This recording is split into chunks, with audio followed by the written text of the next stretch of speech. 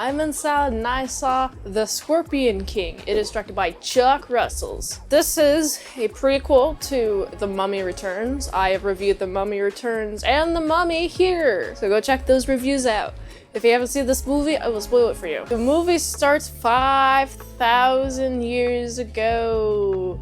Ooh, 5,000 years before the events of the first film, and we're seeing a bunch of dudes going into another tribe and doing a bit of fighting. We're gonna murder, death, kill y'all. I want these dudes murder, death, killed for only 20 rubies. Fight. Also, we're seeing Matthias. It's The Rock. I think this is his first main character appearance in the film. And man, he's just owning it, alright. I can really see how well he adapts the character. He has the biggest acting energy on screen compared to all the other people on the screen. And he's physically bigger than everybody else, including muscular guys. And so every time that I see Matthias, aka The Rock, every time I see him fighting, I'm just like, yeah, that dude's gonna definitely make it. Yeah, this dude makes sense that he's taking all the hits that he can. And there's a chick next to the guy who is invading all these tribes. She's a sorceress. She's really cute. She's like, yeah, you're gonna, there's gonna be a victory. And a lot of people are gonna get murdered, death, killed. And I'm like, oh boy, she's being ambiguous with who's gonna win. It's a big mystery. It's a big, there's gonna be a victory.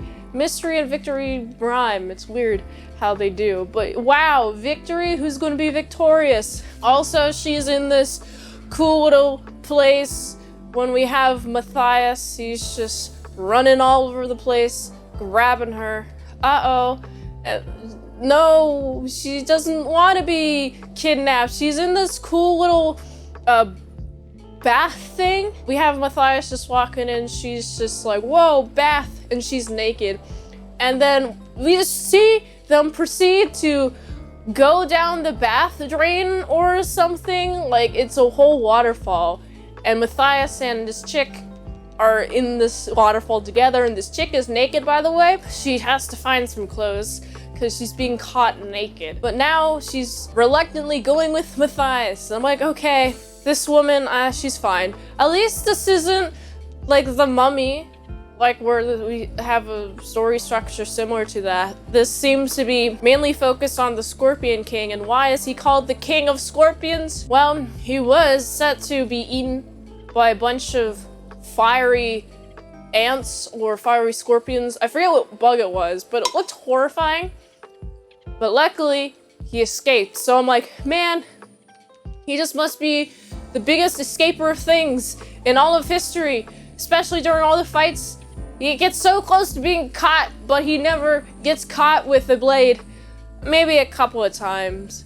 But ultimately, he just is overcoming all of the obstacles that come to him. There's one point, a stick that is on the side of his thigh. There's also an arrow on the back of his back, like in between his shoulder blades, and he just like casually rips it out. It's wild. I'm like, dude, arrowheads are specifically designed to stay in your skin. Okay, this dude is awesome. He's so cool, okay? I'm instantly impressed. But yeah, he got the leg injury and it's poisonous. Oh no, it's a poison arrow. No, that's not good. Luckily, this chick, she has some magical healing abilities, which involves sitting on top of him, on top of his injured leg, which is really painful, it seems like. Oh, it's okay, he's unconscious or nearly unconscious. It's okay, he's just in so much pain that more pressure to the pain doesn't matter. As long as she does a healing thing. She's like, ooh yeah, he's gonna be magically healed with my sorceress powers. And then he is healed once again to defeat the dudes. Defeat the people that have been bullying all these tribes. He even goes to a tribe. He fights with a couple of guys. But then he's like, oh wait, actually, hold on. How about we just work together because we got one common enemy. And I like this, honestly. I like how even though we have Matthias being openly violent with people, he can still get people to be on his side. Just be like, oh, well, actually, there's somebody else that we gotta defeat. And I'm like, okay, that's fine. Of course, Matthias has to destroy the guys who are bullying / murder, death, killing all of these tribes, okay? His name, I'm gonna call him Evil Dude. Evil Dude Guy, that's his name. So we have a plan to murder, death, kill Evil Dude Guy. We have the chick who used to be his side chick. No longer his side chick, it's more like Matthias's side chick. She's like, oh, I'm gonna go distract you. Well, we have a bunch of plans to overrun you, murder, death, kill you. We're gonna get you. We're gonna get on you. It's gonna be a long and hard fight, but luckily you're gonna get got. And there's gonna be a lot of explosions as a result. That is very much similar to The Mummy and The Mummy Returns, is the amount of explosions. But the story, not the same. I actually like the amount of backstory that we get on the series. I feel it would matter more if the series was better, though. I just don't like the Mummy series. I'm not really a big fan of it. It's kind of mid for me. But why did Matthias become the Scorpion King? Well, in order to become the Scorpion King, you gotta defeat that guy. Evil Dude Guy. And he does. And he's pronounced the Scorpion King! Yeah! And then the Scorpion King, even though he's told this prosperity will not last forever, we still have that chick in him having a life. Now he's the king of scorpions. Congratulations, you're king of poisonous arachnids. Ah, ouch.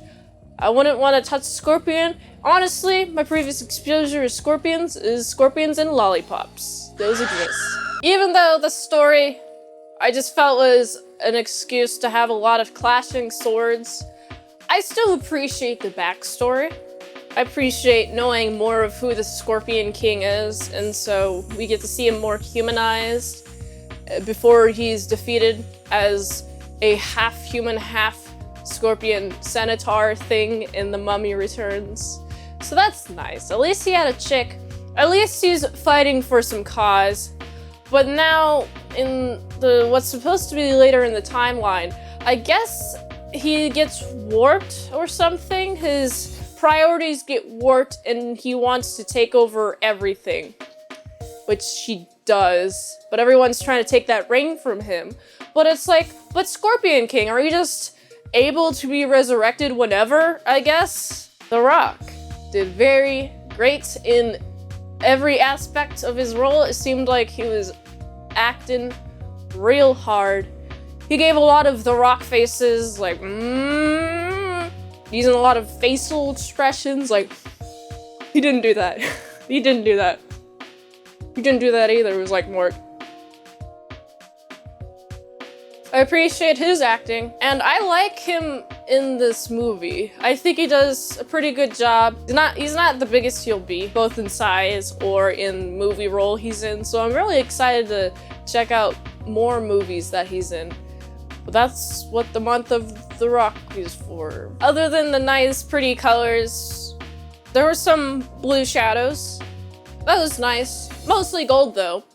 I gotta give this movie a 5.9 out of 10. Man, I feel like The Rock really saves this movie, too, because if The Rock wasn't in it, I wouldn't really care much about the plot. This plot, I don't think would really stand alone as its own film. You kind of have to care about the Mummy franchise to really care about this film.